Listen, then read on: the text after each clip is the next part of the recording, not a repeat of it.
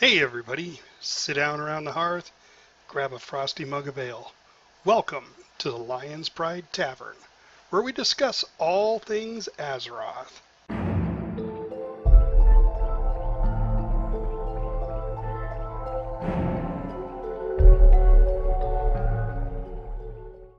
Hey everybody, tonight we have a lot of fan mail, so we'll be answering some personal questions about ourselves. Plus, why do mages enjoy Winterveil more than the rest of the classes? We will start off with introductions tonight using our favorite title. Hello, and I'm your host, Fafford. I play a Beastmaster Hunter in the awesome game World of Warcraft, and I like to go by Lumberjack Fafford. Next up, Joe Bowie. Hi, I'm Joe Bowie of the Jungle, and I play a Worgen Fire Mage. After that, we have Lorelei. Hi, I'm Lorelei, the Light of Dawn, your Night Elf Fury Warrior. And then there's Epistle. Hello, I'm Epistle the Patient. Adrenai, Protection Paladin. And Tappuccino. Hi, I'm Archdruid Tappuccino, a Resto Druid. All right. Love the titles. So let's just talk about our titles. And we're going to start with Joe Bowie. Joe Bowie, why do you call yourself Joe Bowie of the Jungle? You know, I saw them add that in Warlords of Draenor, but it was this ridiculous set of tasks to get it, and I was like, "Whoa, Joe Bowie of the Jungle, that's hilarious! I love it." But I had to collect like 5,000 of these claws and do a bunch of other things, so I put it off until the next expansion, and I finally went back and got it. But I just thought it had a nice ring to it. It does, actually. It does. How about you, Lorelei? This is actually my second favorite title because, and this one you get, Light of Dawn, you get from killing the Lich King. And that was the first really big guild raid that I ran in. And my first one was of the Shattered Sun, when you had to do Quell Adonis. And unfortunately, Blizzard decided to take that one away from us after grinding that rep and paying 1,000 gold to get it, which back in those days, 1,000 gold was like a gazillion gold. And then they stripped us of our title. So, Blizzard, haven't forgiven you for that yet. Ooh. Ouch. Epistle. Lorelei of the Shattered Title. I took the Patient because I was between guilds at the time, and I knew a few people. At the time that I think the Looking for Group function came out, where you could just join in with people, and I think that's where they got you the Perky Pug pet, and I think this title, if you ran a certain number of Looking for Groups. And so I was running with all kinds of random people, and I don't know whether my rating was low or nobody knew how to run, but I was finding the particular groups I was getting into, anyways, just crazy. Everybody pulling everything and total chaos. So I figure I really earned the Patient title on that one. And what about Tappuccino? Well, Tappuccino has been my number one tune for many years. It's the first tune I started 8 years ago, and I think being an Archdruid, I really worked for it, and I think it's a great title, and I deserve it, and I just love that Blizzard gave us that opportunity to have. So Archdruid's my favorite. Very cool. So, yeah, mine, I like Lumberjack Fafford because I'm a lumberjack and I'm okay. I sleep all night and I work all day. No, wait, we've just broken a promise. We had promised our listeners that we would not have singing anymore. And you guys didn't. Oh, true. And now, yes, that was my rendition of singing. That's about as far as it goes. Do you remember where you got it? Yes, I do remember where I got the lumberjack title. It was in the last expansion because you had to go chop down all those trees, bring them back, and put them in your mill for Draenor. And I don't remember exactly how I got it, but it was for doing so many trees or something like that, and then or maybe getting to the third level, and then all of a sudden you got lumberjack, and I just thought that's cool. You know, my other one was Firelord Fafford, just because it rolls off the tongue, kind of like Joe Bowie of the Jungle, but I don't use that one as much. I like throwing lumberjack up. Yeah, I like Firelord myself. It's because that was such a fun raid, one of my favorites. It was, yeah, yeah. So, going to start off a little bit with how to find us. We're averaging right now 1,000 listeners a week to our podcast. It's like 984 this week. So I just want to let everybody know, if you got questions or comments, please email them to lionsprideTavern@yahoo.com.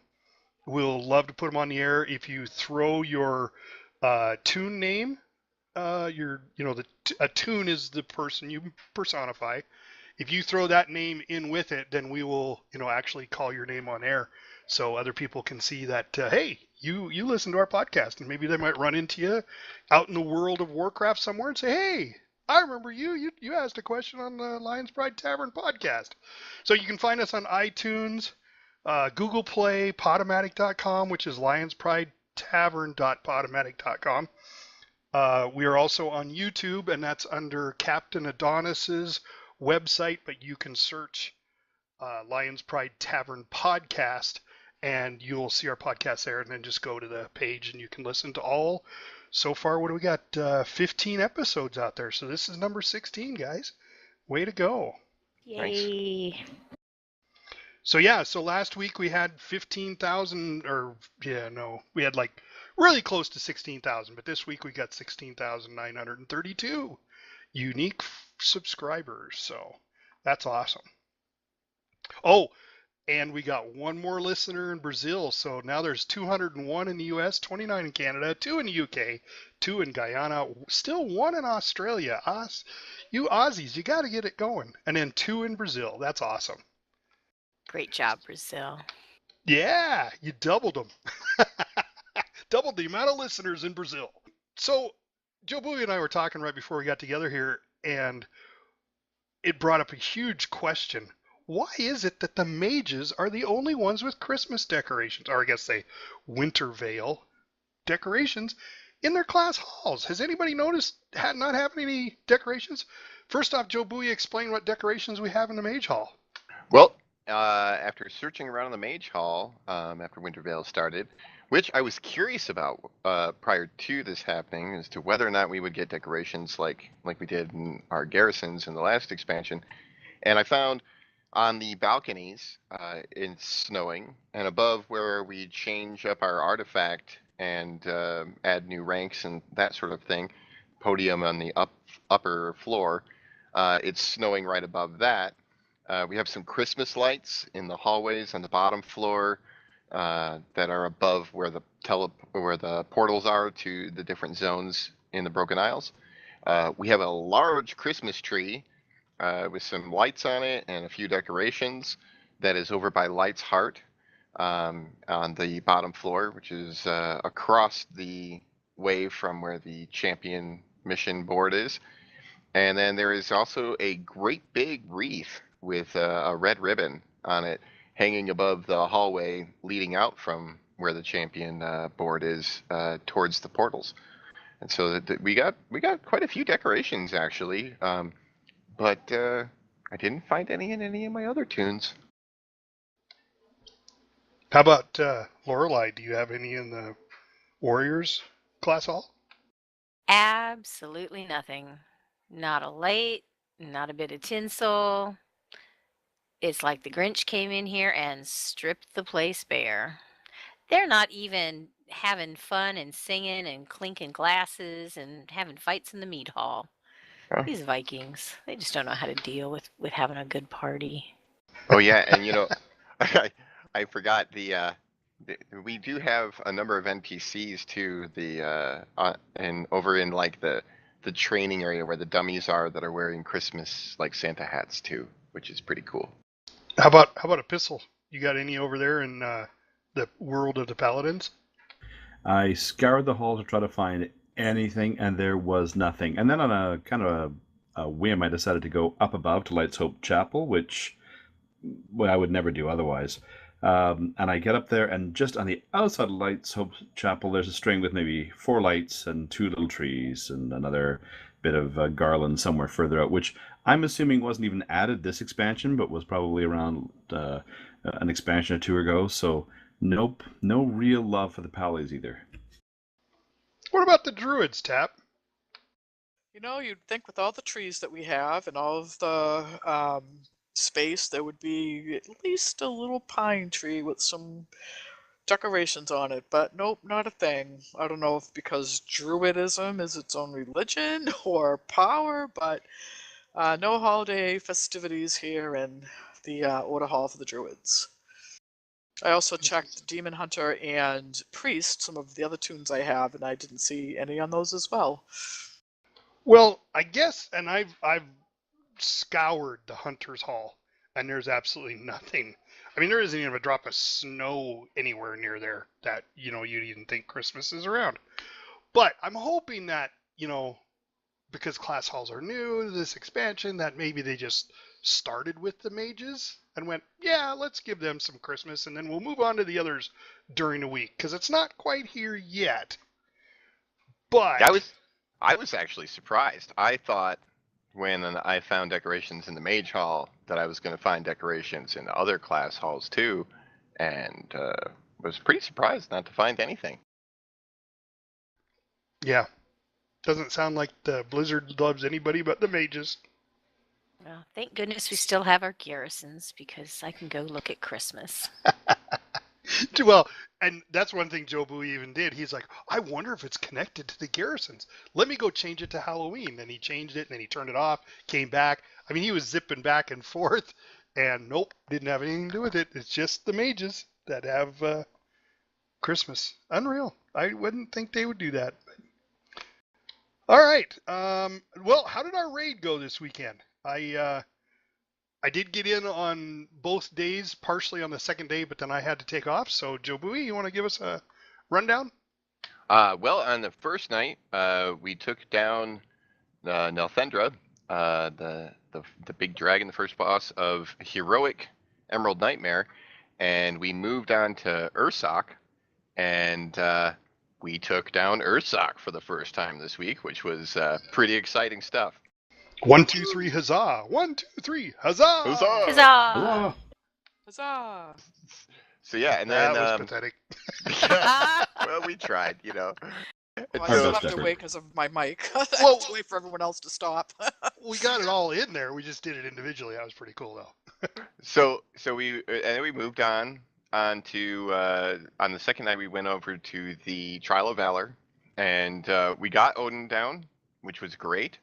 And then took a few tries at Guarm. I think that I'm saying that right. And we didn't get very far in Guarm. But we didn't have a lot of time on that one either. We were having a lot of technical issues amongst various players on our Saturday night raid. People getting lag, disconnects, machines shutting down, all kinds of crazy gremlins in that raid. Odin Yeah. is more powerful and has a farther reach than we ever imagined. Yeah, I remember we're getting ready to start. It's like, okay, let's do the pull timer. Wait, where'd our tank go? Epistle? I was looking at a frozen screen. See, it's really cold up north where he's at, and we told him, he's like, well, just put a heater near your computer. Pretty sure it was actually heat, though, not actual freezing. So how did you think we did, Epistle? We're still needing to perfect the way we keep tanks alive in that one. But otherwise, things are coming together. We're understanding the dance, and I think we had somebody new in, and they didn't take too long to figure it out. I actually felt good about that, actually. That when somebody new joins our raid and they don't know it, you can see them feeling like, oh, maybe I should step out, and being polite to let us go ahead and succeed. But our attitude being, no, we're going to learn this. We'll give you a hand. We'll be clear. Don't panic. Stay calm. It'll work out. And that was actually a really heartwarming moment for me when we were doing that. Yeah, well, we've actually had one of our guys actually step up to be a tank because Epistle locked up and couldn't get back in.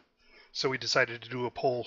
And then as soon as Epistle came back in, he backed back out and went back to his DPS. So that was pretty cool. Lorelei, what did you think? I think we did really well with the Odin fight. People did a great job moving the tornadoes in that last phase out and away from where the boss was this time. So that went very well. And we got better with the orbs. And we didn't have as many people get stunned by them. I know I tend to start charging. I have to remember not to charge when I'm in doing that because I always charge right into one. But that went much better too. So I think people are getting comfortable. They're seeing what the mechanics are, and he's going to be on farm really soon, just so we can go in there and just get him down fast and get to the second one, which requires just everybody being a little bit more coordinated about where they're moving and what not to step in, as far as that little dust thing that his foot leaves behind him. Yeah. And Tappuccino. It was great getting Ursoc down. That was really cool. Being able to get him on our second pull. We are getting used to going around, and we have I think a great method of doing it where we follow the star or the diamond or whatever when the team has to go out and get hit. So that was a really good feeling. Doing Odin, it's been tough, but we're getting it. We're really getting the hang of what to do and avoiding his orbs, I'll say, because they do seem to really like me, but I'm getting better at avoiding them. It's still a heal-intensive fight, but I think everybody's, like Lorelei said, getting the hang of it and stuff. I thought it was a really good moment too, like you were saying, Epistle, about the time when someone's like, maybe I shouldn't be doing this and I should step out of the raid, and people are just like, oh, no, we'll be fine, and, able to get the boss down and stuff. So, good people, good raid, a lot of fun. Yeah. And so one of our raid members actually suggested that we do an achievement. So I know on our first night we backed out of the heroic and went back into normal to take the first boss down again, because there's an achievement called getting buggy with it or something like that. We did try it. We did. We got pretty close, I think, but. Well, what we found was that so what happens is when the dragon goes to sleep and all the rots sucking into the dragon, these little orange bugs appear, and you've got to, and there's a hand symbol that can go on them, and you hit them, and as a raid, you got to take 15 of them down. But what we found is that if 2 or 3 people hit the same one, it counts as the clicker on how many you got. And we went, oh, there's 15 right there. Actually, there's 17, and we didn't get it because we actually only did like 10 because multiple people were clicking on it. So for you listeners out there, if you're going to try this, just keep that in mind. It's 15. It's not 15 per person, just 15 for the whole raid. But it's almost like there's only 5 bugs per phase. So you have to go through at least 3 phases of her going to sleep. I mean, we actually went to, we got her to 25% and said, okay, nobody attack, just run around. And it was really a weird feeling. I mean, what about you guys? Did you guys think it was just like odd not to be sitting there attacking all the time? Oh, yeah. Absolutely. I mean, it's kind of strange because, I mean, I saw it hit 25 and I had called it. I said, all right, stop attacking. And then I was like kind of standing there. I'm like, okay, so what do I do? Just stand here, I guess. Maybe dodge stuff. So we started talking about, hey, why don't we practice the mechanics while we're just standing here? I was just like healing just for the sake of having something to do. But it was also a good feeling that we could just stop and wait, that we knew the boss well enough and that we were comfortable enough with each other to be able to do that too. I just kept wailing on him. My DPS wasn't that big. It wouldn't make a difference. But it was surreal because I'm so used to all this other ambient noise of everyone else's spells and damage, and it was silent. Just me and the boss. It felt very strange.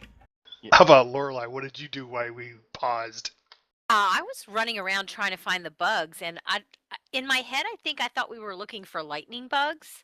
So I kept looking in the air, and then I finally noticed that it was actually a little slug you had to look for. It had a little bit of light to it, in the dark room. Yeah, so I got a couple of them, And it's like, shoot, now I wish I'd known what I was looking for. I just totally was thinking of something different in the way of bugs. I I, never saw one. I never recognized. I never saw one at all. I just didn't know what they looked like. I mean, I knew they were the little slugs and they were supposed to be light, but I never saw one. I just totally had this image pop in my head. Everybody's running around, looking at the ground, stomping on bugs, and there's Lorelei looking up in the air, like, "What's Exactly. going on? I'm like, oh, Where's there's the nothing lit bugs?" up. They're La la la. fireflies. All right. We do have some questions from some fans that I got some emails and comments on. One of them was, and this is directed at each one of us, what is our favorite pet? So we'll start off with Joe Bowie, because we always ask this of our guests, but this one the fan wanted to know what our favorite pet was. So Joe Bowie. Oh, I'm kind of torn on what my favorite pet is. I don't usually keep a pet out. I usually just keep the pets put away.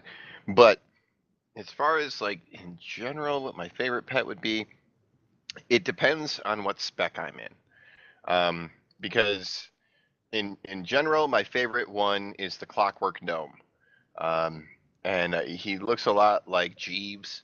And I've just used him in so many little pet battles, and I don't do a lot of pet battling, but when I do pet battling, I find myself using him often. And but my other one that I like is the mini, or it's called the Water Waveling, and it looks exactly like the Frost Mage's uh, minion, their pet. And so if I'm in a frost spec, I like to pull out, I'll have my water elemental, and then I'll also pull out my mini minion. So I have a full size water elemental, and then I have a mini version of it that follows me around as well. How about Lorelei? I almost don't even want to ask this question. We might be here all Like, night. I said, oh gosh, how do I choose? Now, actually, my favorite one is my prairie dog. And that's because when I was questing out in the barrens and I saw little prairie dogs running around, I thought, oh my God, those are so cute. I want one. And I didn't realize you had to be horde to get one. So I had to make up a horde tune so that I could go get a prairie dog. How about a pistol? That's commitment. My favorite is one that I got, I think, through fishing somewhere in Burning Crusades, just outside of Shatrath, I think. Muck Breath is the one. It's like a little mini alligator, and you get it from the pool just north and east of the city. And I think it was kind of rare, and I loved him so much. I thought I'd get all the matching set of all the others, and it's the only one I ever got. And Tappuccino? Well, lately my favorite pet has been the one I just got. Meaning, it's like, oh, I just got a pet. And that'll be my favorite one for a while. Then I'll get another one, and that'll be my new favorite pet for a while. So I think because I've been getting pets, one from like the planting and the druid plants there, and I just got a couple of those they look like little Tyrannosaurus Rex from oh gosh, I can't even think what they're called now. The Falcors? Is it Falcors? Oh yeah. Where you can start quests with them to get them out. So they've been my favorite pet lately. So I guess it's like whatever is the pet of the day is like kind of like my favorite. If that makes sense. Oh no, it totally does. Mine happens to be the Pandarian monk. I just like that little guy. He does those little kung fu stances, and if you leave him there, all of a sudden you hear, yeah, yeah. I do like the creepy crate. That was one of my favorite ones. The lid lifts up, and you got a little eyeball sticking out. And then I've always wondered about the left shark. What is there not a right shark? And why did they call it a left shark? I don't get it. I don't know. I should also mention there's another one that I'm a little fond of because I'm a little bit of a Star Trek fan. There's Elementium Geode, which is this little purple crystal-looking thing, and I renamed mine the Crystal Entity, which is a Ah. reference to a Star Trek Next Generation episode. Yep, I remember that one well. You're tying it into the lore. Uh-oh. Who buys the special pets and things from the store I do. besides me? I do. Gotta I have don't actually. I have to admit, the Pandarian monk, I think that was the only way you could get it, was to buy it. I bought some for friends, our Christmas gift a few years back. Blizzard's made money on us in multiple ways. Oh yeah. All I right, have our to get my Pandaren monk out since you said that, because he is cute. The next question was, what was our overall favorite dungeon or raid throughout the entire series from vanilla all the way on? Joe Bowie? Oh boy, that's kind of a tough question, really. Ah, boy. You know, although some of the fights were a little annoying, um, and it was pretty tough, I really liked the Fall of Deathwing. Um, let's see here, what was that one called? Is that the one where you were riding on Deathwing's back and you had to take out the armor? Dragon Soul. Yeah. In general, Dragon Soul. I think Dragon Soul was one of my favorites because while a lot of the fights, are pretty epic, and like there's the part where you're riding on the dragon's back and all that, but the last fight where you're fighting against, Deathwing, and he's massive, just absolutely massive, and it really felt like our tiny band of adventurers were taking on this incredible thing, and it felt so epic in scale, and I just really enjoyed that fight a lot. And so I think I'd have to go. I think I'd have to go with Dragon Soul, especially the last fight against Deathwing, as being my favorite of all of the raids and dungeons. Okay. Yeah. Lorelei? Uh, Dragon Soul was really good. I liked my favorite was the Lich King in Ice Crown. Uh, I just loved all the fights in that one. They were so much fun, and just seeing the cut scene at the end when you finally get the Lich King down. That's the one you usually spend weeks trying to get. That was just incredible, and then to be able to go down into Dalaran and see it again. Uh, I just loved running that one. Epistle?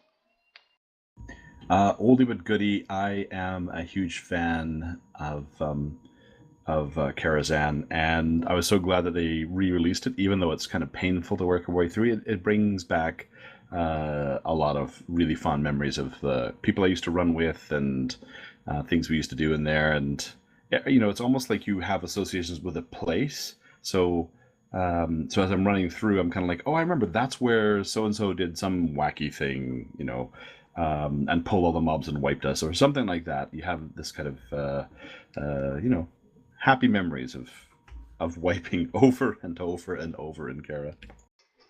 How about Tappuccino? My favorite was Firelands. I just loved that raid. I really enjoyed the scenery. I enjoyed the conquests and the challenges of that raid. Also, I spent a lot of time there getting for the quest for the weapon for the class weapon.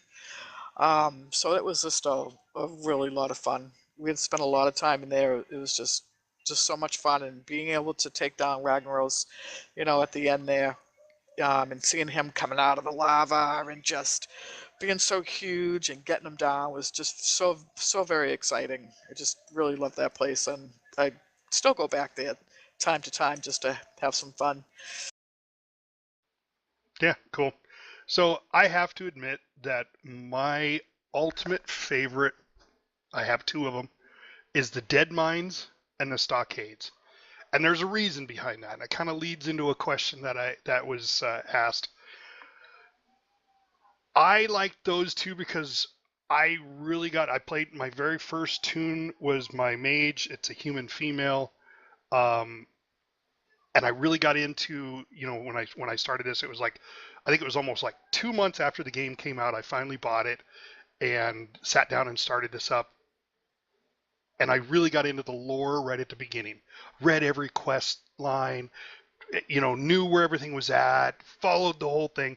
And Dead Mines was such a cool thing because all the stuff leveling as you got to level 15 to do the first one led up to it. So it was a very unique way that they kind of tunneled you towards it, and then put these finishing touches on the characters.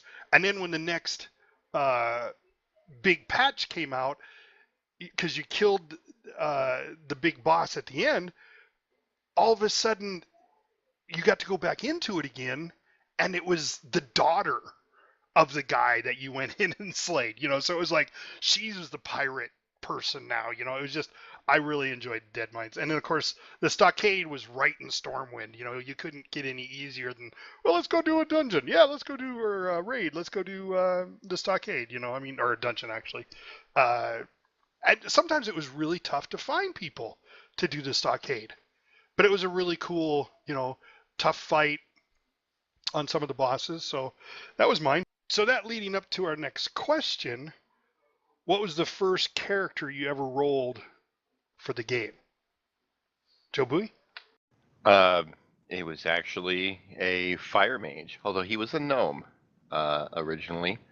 Was the very first toon I ever rolled up, and I rolled him up during vanilla and played him often. And I eventually took a break from the game, and I don't even think I have that account anymore. I think I ended up creating a new account with a new copy of the game sometime later. But yeah, that was my very first, was actually a fire mage. Okay. Lorelei? Well, Lorelei is my first toon, although I started her over on the Trollbane server and her name was spelled differently. She's moved from servers, a couple of servers and some factions. And yeah, I've stuck with her, although I have other toons and I've made other toons for other reasons. I always come back and make her my main. Okay. Pistol? My first was a mage as well, and it was, I think I was doing fire originally with him as well. I had a friend once say, though, the theory is the first one you do is the most like you, and the second one is like the one you want to be. I thought that was a great theory. I don't know if it's true or not. Wow, World of Warcraft psychoanalyzing. Oh, yes, and philosophy. Tappuccino? Tappuccino is my first character I rolled. She, like Lorelei, has been on different servers and different factions, but she is my first. And it's interesting that you should say that, Epistle, about your toon being who you are, because I feel as a healer that I really have always enjoyed working with people, and I actually was a medical assistant for a little while, so which is part of the healing world. But yep, Tappuccino's my first, and I do have other toons, but I always come back to her and keep her up to date. Yeah, my first was a fire mage also, because fire mages when vanilla came out were just awesome. They were so cool. And then they nerfed it. And that's when I lost interest in my fire mage and went to a hunter. And Blizzard's been doing that ever since. I've gone from a hunter to a warlock hence why I've got all a one in every class and 11 toons. I mean, I really liked warriors at one time because they were like the most awesome tank. And then they nerfed them and paladins became the tank. It was just like they keep switching you up. Do you have any regrets for the amount of time that you spent with World of Warcraft? And maybe even a memorable moment or two that you've had, or an unpleasant moment that you've had in World of Warcraft. Joe Bowie? Boy, regrets? I can't really recall like a regret that I've had about playing World of Warcraft. I've always tried to balance out how much I play versus whether or not it will interfere in other things. But I can't really say that I have a lot of regrets. I guess my biggest regret would be having invested time in particular characters and then later found that I just didn't enjoy playing them. And I think that would be like the biggest regret in the game. It's just investing time in something that I ultimately go, I really don't enjoy this much. And then switching back to tunes that I do enjoy. Okay. Lorelai? Yeah, I don't think I have any regrets about the time I've spent on the game. Uh, there's sometimes like on a weekend I just may say, all right, today I'm just going to work on leveling some tunes, and that may be what I do off and on all day in between doing other stuff. But I don't spend as much time on the game as I did in the beginning when it was brand new and I was trying to learn everything. Um, so yeah, I think I've done a good job about making sure that I don't get locked into this and this is all I ever do and never see anybody and become a hermit. Epistle? Yeah, that'd be bad if you were like a Warcraft hermit. Although I found I met more people and interacted with more people through the game than and it's opened up a lot of social options and possibilities than I would have really expected. Um, but I mean, there's a couple times I started to feel like, yeah, I'm playing too much, or I'm not interested in what I'm doing, and so diminishing returns, not getting as much fun out of it. The sensible thing to do, I think, was to do a short-term retirement. I remember the first time I did that, done it a couple of times.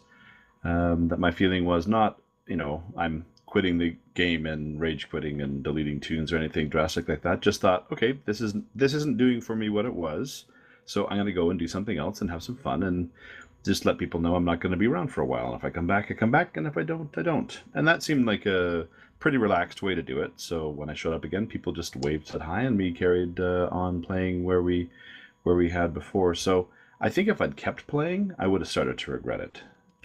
Okay. Tappuccino, how about you? No, I don't think I have any regrets. I mean, I've been playing for a long time, but I do have kids, and I, don't want to feel like I'm neglecting them or anything. So, just have to be able to balance your home life with your game life, and um, just take everything in moderation, as they say. So, nope, I don't have any regrets from playing. I think I've won. I mean, I've just met a lot of great people and have made some good friends. So, if anything, I think it's made me a better person in a weird sort of way, I guess. There's a question I have for those of you with kids that are playing. Do you find that it brings you closer as a family? That everybody's interested and has at least some level of playing in the game? That's interesting you were saying that because that's where I was going. So with me and my family, obviously some people know, some people don't. My wife and I have been playing for years, and my son's been playing, and my daughter plays. Now, my son and my daughter, there's about 8 years difference between the two of them, so she's been playing since she was 4 years old, before she could read, actually. And she loves the game. She loves doing PvP because it doesn't affect her like it does the rest of us when we die. She just like giggles and, okay, I died. It's time to go back in and kill some more people. It's great. For me, while I don't play with my kids yet, I've been looking forward to the day when I get them machines uh, where they can play with me, and I'm really looking forward to that. In the meanwhile, one of the things that I really enjoy is my kids take a vested interest in like my characters and their story and like what I do with them and that sort of thing. We chit chat about like, oh, what did Joe Bowie do, and like where's he gone, and what's how is his story developed, and that's been a fun conversation with my kids. They've even like my kids even are so familiar with my characters that they occasionally will like mention things that I don't really think of that they will be aware of, but they're aware of. Like for an example, my warrior is my super lucky character, and like I mentioned, yeah, I was playing my warrior and he got a legendary or whatever, and then my daughter pipes up with, well, he is super lucky. So, it's kind of cool. Yeah, well, see, I've always put it as you can go see a movie with your family. You can go see Rogue One, which is coming out, or it's out, and you can, for four of us, I'll spend $100 getting us through the door, getting us candy, popcorn, all that kind of stuff, just to go see a 2-hour movie. Or I can spend $90 for a month's worth of unlimited pleasure of playing World of Warcraft. My son tanks our raids. My wife's a co-raid lead. We all enjoy, you know, leveling tunes together, especially when there's another X pack. Well, except my son, he just kind of takes off ahead of us. But that's all right, because then we turn around and ask him, how did you get past this quest? And he always explains it. And my daughter, she kind of lags behind a little while, and then all of a sudden she go, I want a level 110 hunter too. And then we go back and we help her get hers up. So it's a lot of family fun. Like Laura was saying, I think it can be a family game. You've got to play it in moderation, like everybody has said. You've got real world stuff. You just can't lock yourself in a room and do it that way. You still need to get out and explore the world. But with that, I've also met a lot of real world people that play World of Warcraft. We went out to Seattle. We met some people out there. We went up to Canada. We met people that we play with up there. Epistle being one of them. We've met them personally. We play with a lot of East Coast people. One of these days, I guarantee you, we'll get out there and we'll get in your neighborhood. Stay at your house, eat your food. Just like with Epistle. Absolutely. I'll welcome it. I think for us, the issue was that there was one stage. Like, I agree with everything that's been said, but there's one stage where we think our kids needed more FaceTime from us, and that stage, it was like, okay, I gotta stop playing now in order to look my kids in the eye and talk with them about a number of things. And yes, they enjoyed my characters and their development and growth, and that was a pleasant point of conversation when they were younger. But at a certain stage, it was like, okay, I gotta stop what I'm doing and spend some time, quality time with them. That being said, now all of my kids have tunes play at different times. Today, my daughter wanted me to run her through some instances to help her with some quests that she had. We'll talk about new expansions and releases, and just it becomes an enjoyable shared hobby that we have together. And that's a positive. But for them, it's one game among many that they would play, so it's they have more time to explore different options too, and I think it's a healthy balance for them. Lorelai, I know you have some friends in your local area that you play with, that you play WoW with, and then do other things with. Yeah, and I think that's what I really enjoy about the game is that uh, I play with people that I see once a week, several times a week, maybe once a month, people that have moved away.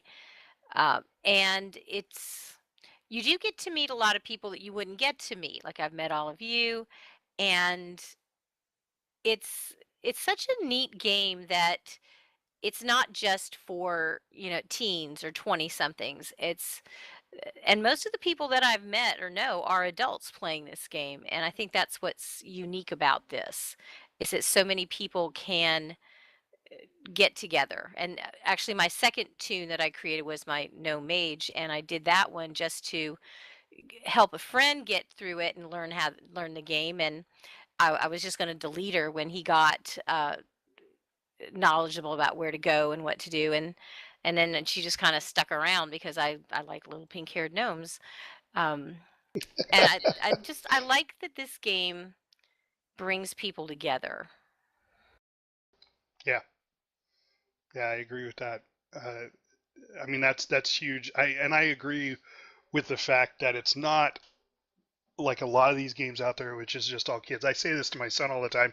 I'll see him playing some first-person shooter, and I'll be like, okay, now if you guys just all group together, run to the right, loop around to the left, you should be able to wipe them all out.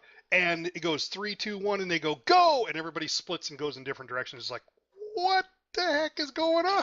You guys didn't listen at all. Where are you going? So, but with Warcraft, you kind of got to work together. And if you don't, it's no biggie. A guy wanders off, he dies, he comes back, you know. But I think it is a more of a mature person gameplay. I really do. All right, so question was brought up by one of our panel. What was your most memorable moment in World of Warcraft? Now, this could be personally, or this could be in-game, or personally in-game. Joe Bowie? Oh boy. My most memorable moment in World of Warcraft. Uh, I'd have to say that my most memorable moment was when a friend of mine and I were playing, and it speaks back to, getting together with other people from other places, and we were just running around. I was power leveling him actually, like just kind of hanging out with him as he was leveling, and the two of us were just talking, and we were on voice chat, and it was just like old times when we lived near each other, we could hang out, and for that brief moment, even though we were just a couple of little tunes inside the World of Warcraft together, we were hanging out together, and I'd say that was probably my most memorable moment in World of Warcraft, was just that feeling that I got of just being there with an old friend. Nice. Lorelai, how about you? My most memorable moment was the day I ran off the world map in Dolinar. And I thought I had been running away from an owl bear over in the barrows and the dens just before you get to Darnassus. And I pulled a whole mob of them and was running away, ran up trying to cross a waterfall, and didn't realize that there wasn't anything on the other side of the waterfall. And my whole computer screen went gray, and I didn't know what had happened to me. I whispered to a friend, and I said, "Look, my screen's gone gray. I think I'm dead. I think I've lost my tune. What do I do?" And he didn't know. And uh, I just started moving. And about 10 minutes later, I ran into the shore, dark shore. And then I had to figure out how to find a graveyard, and finally found that. And that was probably the moment that I was just devastated that I had lost this tune forever and was going to have to start a new one all over again. Pistol, what about you? Oh, there's a stage where we had 3 kids under 3. We had no time, couldn't go anywhere, nothing like a date night. Very much feeling kind of in a locked-in sort of space. And Warcraft gave us a really fun moment because we decided we were actually going to go out on a date. And so I got the romantic picnic basket, and we actually got gear for our tunes. We went swimming in a lake just southeast of Shattrath City, somewhere in Terakar Forest, and dove off of platforms and tried not to kill each other, and then tried to kill each other, and just romped around. And it was just hilarious. It's a very memorable experience. It's almost like we went on a trip. And that was a wonderful way to kind of just get out of the kind of very small world we're in of kids and diapers and all that kind of world, and just do something that was fun and outside of our element. And it almost felt like we'd gone to a tropical holiday somewhere, and it was really fun. That is very cool. How about you, Tapchino? Your memorable moment? Actually, my memorable moment just happened the other day when I finally got the rank 3 alchemy recipe so I could finally make a cauldron. We all cheer when we get a rank 3. Yeah. All right. So has everybody heard that there's the new raid that's coming out? I think I'll let Joe Bowie kind of talk about it a little bit. Yes, so the next raid that is supposed to come out was just announced by Blizzard that it will be arriving on January 17th, 2017, which is the Nighthold, which also is the first raid of Legion that will produce tier gear, which is pretty cool. And a key note to that is that, unlike in Warlords of Draenor, the tier gear is a match from both LFR and from normal, heroic, mythic. So if you're looking to get your tier set bonuses, you'll be able to get them from LFR or normal or any of the other levels, and they will work together. in conjunction with each other. You can have a piece of LFR gear or a piece of normal gear, and you'll still get your 2-set or your 4-set bonus, which is really great. And That's a good Fantastic. move. yeah, I thought that was nice. I didn't like in Warlords of Draenor how there was like a separate tier gear from LFR as from normal, and I like that they've gone with that in Legion. So yeah, January 17th, the brand new large scale raid is coming out. All right. Now, do you know how many bosses it's going to be on Nighthold? Have you looked that up? There are 10. 10 bosses. All right. So. Gul'dan is the final boss. Oh, yeah. Finally, we get to kill him. I want to kill him so bad. Oh, he'll have some sort of soul stone on him. You know he will. Yeah, but I mean it's still cool, that we get to go after Gul'dan in that one. It actually, from what I've seen so far, it looks like it's going to be a really great raid. I'm really looking forward to it. My hat's off to Blizzard. So, I mean, what is this? The 5th expansion that you've actually had to pay for, and how much extra content they throw out there for free. I mean, Nighthold's coming out. It's not costing us a dime. We had to buy this expansion, but here's a whole nother raid set with tier gear and the whole bit, and it's all for free. So Yeah, my hat's off to them. I mean, I don't even think it's been 5 that you've had to pay for. this would be the 6th expansion. Legion is. Okay, yeah. I forgot about Burning Crusades. I always forget about that one. That was my least favorite expansion. Mine too. I know that I've heard a lot of people go, "Oh, I love Burning Crusade," but I really didn't. But yeah, I mean, it's great that they work on releasing new content after the expansion comes out that isn't like paid for content. But yeah, I mean, and I've noticed that most of the expansions have like 5 or 6 raids at least, and which is great. Gives a lot of variety to content, and I've heard that there are more coming after the Nighthold. But I don't want to speculate about those too much. But I'm just really excited that we're going to finally get some tier gear.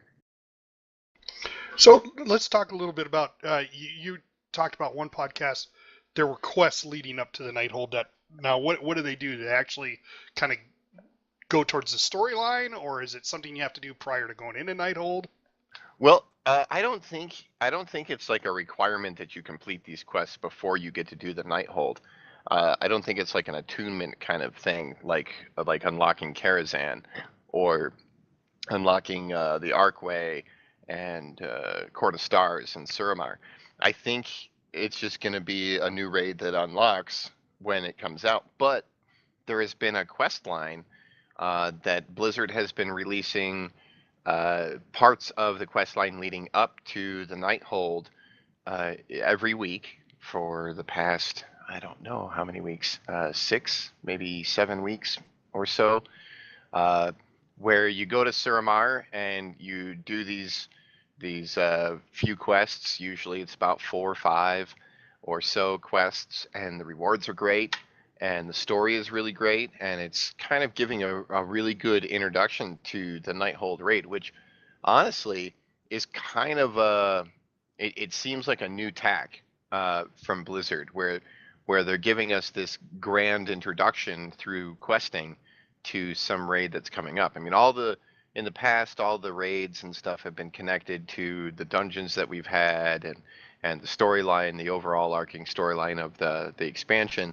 But in this one, it really feels as though I'm working towards, making the Battle of the Nighthold happen, which is pretty cool. Any comments on any of that, guys? Just looking forward to it. Can't wait. I've been looking over the gear, and the piece that makes me nervous is one of the trinkets, because as a tank, it kind of warns you of what's to come. There's one that has a huge amount of stamina and damage reduction. I think that's a bit of a warning. Yeah. Oh, and the difficulty of the raid, you think?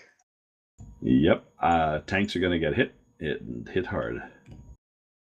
Well, I know that with the Nighthold, the base level for gear on normal is 875, and I believe the base level for LFR is, I think, 850. Yeah, it's 850 is the base level items for gear out of LFR. So, I mean, if you think about it, the LFR is going to be putting out gear that's comparable to what we're getting out of Emerald Nightmare normals. Yeah, true. With Warforging, that might mean it's going to become more important to do a few LFRs now and again. Yeah, so let's make that one of our last questions of the night. What would you like to see as a change in the way they do LFRs? Now, whether that be a change that Blizzard could make or a change in that people who LFR can make. Joe Bowie? Change in LFR. You know, one thing that I think would be great that I would like to see Blizzard do, but they're currently relegating that to the world of third-party add-ons, is I would like to see Blizzard implement some kind of mechanics training system in LFR.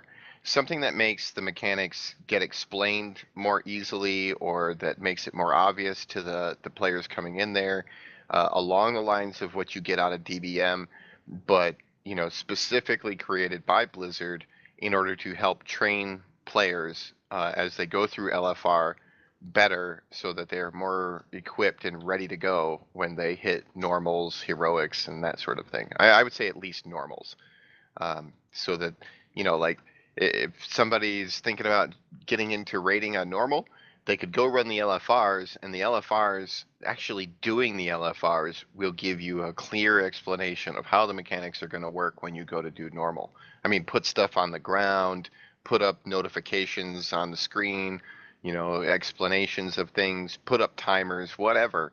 But I think a really good, like, LFR should be a training module for normal raiding. That's actually an awesome suggestion. How about Lorelei? Do you have anything? I've just always felt that LFR was a good idea for people who may not be in a guild that raids, or just wanted to see some of the end content in maybe a simpler form. And I've just always felt that the gear should be a little lower. And I think they've done that now, but I know back in Draenor, that gear situation was so messed up, you didn't even have to raid to get comparable gear. So I've always had a problem with LFR, because I have a hard time running it, because I'm used to following the mechanics, and I go in there and I'm doing one thing and everybody else is running around kind of crazy, just doing whatever they want to do. So, I mean, I think it has its place for people who don't get a chance to raid, but I'd like to see it kept as something extra, and not it's just oh, I'm just raiding, but I'm just LFR, but I'm really raiding, and there's a difference, and there's always been a difference to me. Yeah, I believe there's a whole different mindset, but that could be another discussion entirely on that. So, Epistle, what do you think? Yeah, I like what's being said, and maybe something to add to that would be, what if there is a kind of a training ground that LFR becomes, that you can get a certain kind of credentialing, not a mandatory, like if you don't do LFR, you can't raid with a group that's really efficient and works well together, but more that you just have a kind of a some indicated that yes, you know how to do LFR, and you know, if you're a tank, you actually know how to tank the mobs, or if you're a DPS, you're able to reach a certain threshold, or if you heal, you can keep people alive, and generally that you know how to not stand in the fire, for example. It'd be nice if there's not necessarily an achievement, but just a kind of a standard to say, yep, you're ready to raid. You know, you're ready to do the raid on normals, so that people could do a little more self-selection on that. It's just because the worst part is going to LFR and seeing a bunch of people who are going to ignore the mechanics and then put pressure on everyone else And the early stages, that's a real problem when an LFR first opens up. Later, it probably doesn't matter as much, but it'd be nice at the beginning to create a system that's a little clearer in showing who's learning, who needs some help, who might need more of a tutorial, and who's just ready to go. I do wonder if Blizz has stats on that, like if they actually know for different players or tunes that they're actually tracking who dies a lot and who's going to be more efficient in a group. Well, I know they track it because you can go to your achievements and look at how many kills you've done, how many deaths you've had, so on and so forth. But along your line of thought, I'm thinking the whole time you're talking, like a titling system. They already have it in place. Have a kind of like what plumbers and electricians do. They have an apprentice and a journeyman and a master. That title that you could have that shows you in the different classes, or I shouldn't say classes, but roles like DPS, range DPS, healing, tank. So you can kind of go, oh, well, this tank's a noob, so, let's be a little nicer to him because this is the first time he's tanked. Or here's a master tank. He should know what the hell he's doing, and if he doesn't, then something's wrong, So, what about you? I could see that going wrong too, as well as going right. So it's a tricky thing. Yeah, it is, and the more I was talking about it, the more I was like, yeah, I don't know, because then there's people that are just going to go after the title. Well, they do currently have something similar to what you're saying there, but it's fully voluntary, which is when you go to sign up for an LFR or a random dungeon, there is a checkbox on there where you can check a leader role, so that it has a higher chance of placing you in the leadership role as the raid lead or the dungeon lead when you enter in those dungeons, which could theoretically, give people, some instruction, but it's purely voluntary. People could check it if they've never done it before. I don't know exactly how it decides who ends up being raid lead when you go into an LFR, but that option is there sort of right now.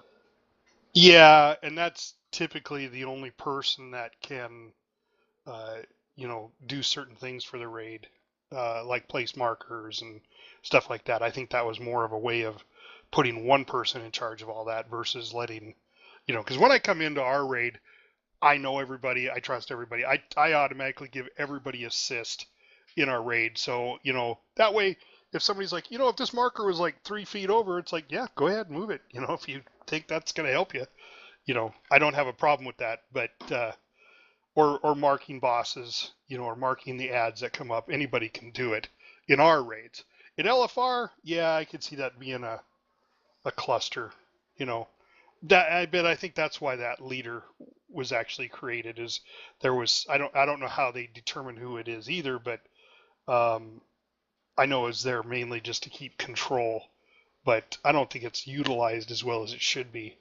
Maybe not. I mean, I know that when I'm new to a dungeon or new to an expansion and I don't really know the dungeons, I uncheck that. But once I get familiar with them, I do check that box because, if somebody has a question, maybe I can help them, or maybe I can set a marker, or I can do something that will help other players get through it. But it's not very often that actually gets utilized. Yeah. Tap, how about you? You got anything?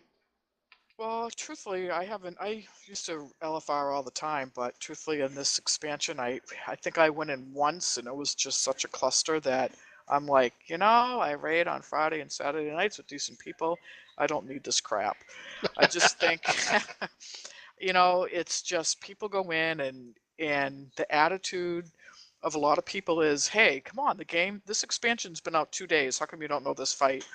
And there's no explanations. It's just a free-for-all, and it's frustrating, especially when you're trying to heal and people are standing in stuff and they get mad because they die. And I just think it could be a lot better as far as, maybe some of the things that you guys suggest, having the ranks or making it more mechanic driven like the real raid, so that it's not so easy to just go in and pound everything down and go to the next boss and pound everything down before you have a chance to really know what's going on. So I think there could be some improvements. I just don't know what they would be or how they could do it. Yeah, honestly, I think the only way I've ever used LFRs was, for one, to get gear prior to getting my item level high enough to go into a regular raid with people I knew. And before I had a raid, and I wasn't raid lead, I was actually raiding with people. It was a way for me to see the fights, so I knew at least what they looked like before going into it. Not necessarily the mechanics, because I'd still go read and research that, but it was definitely just to see how the boss moved, the fluid of everything. Sometimes that was good, sometimes it was bad, because you'd be like, oh, well, they don't even do that in LFR. Now I know why. Yeah, but interesting thing about that, you mentioned like getting gear ready to get ready to raid and that sort of thing. I didn't find myself doing that at all in Legion. What I found was that I pretty much did, I got my character leveled up. I did world quests. I did heroic dungeons, and then I moved on to mythic dungeons. And I've only done a couple of the LFRs to try and get gear because with the advent of Mythic Plus and even Titan forging, doing the dungeons just seemed like a better way to get gear for the most part, and so I found myself doing that and not doing LFR to get gear. Now I that wonder may if that's change. reduced the drama, right? So that some people who really want a more intense experience are going down to the Mythic Plus, Mythic 2, 3, 4, and they're not going to LFR, and so the disparity between really hardcore players and people who are doing it just highly recreationally, maybe they're just not in each other's faces as much. That might be a good thing.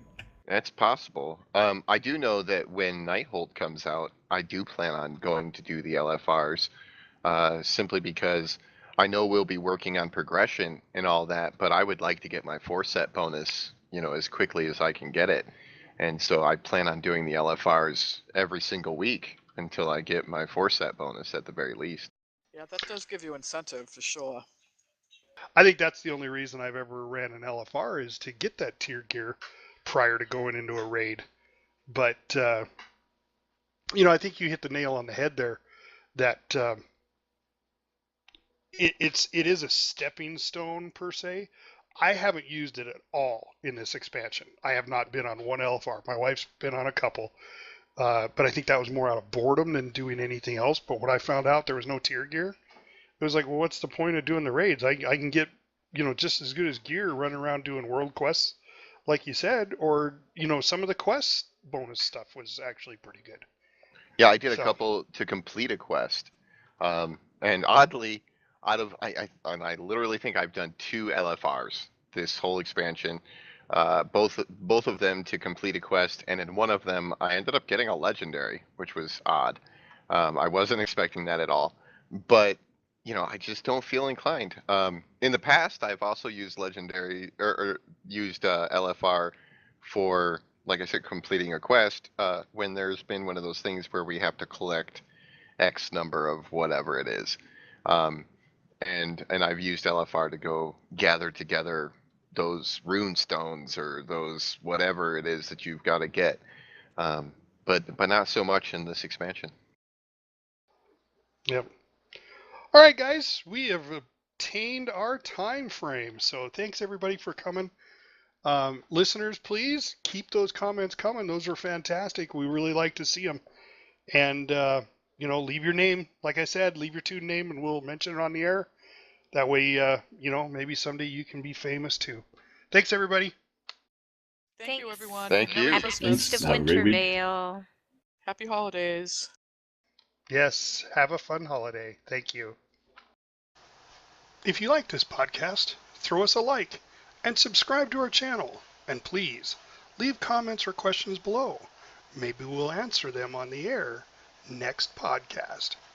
We are hosted on Podomatic.com. Our website is lionspridetavern.podomatic.com. Our podcast also airs on iTunes for Apple users, Google Play for Androids, and YouTube. Just search World of Warcraft Lion's Pride Tavern podcast. See you next week, and thanks for listening.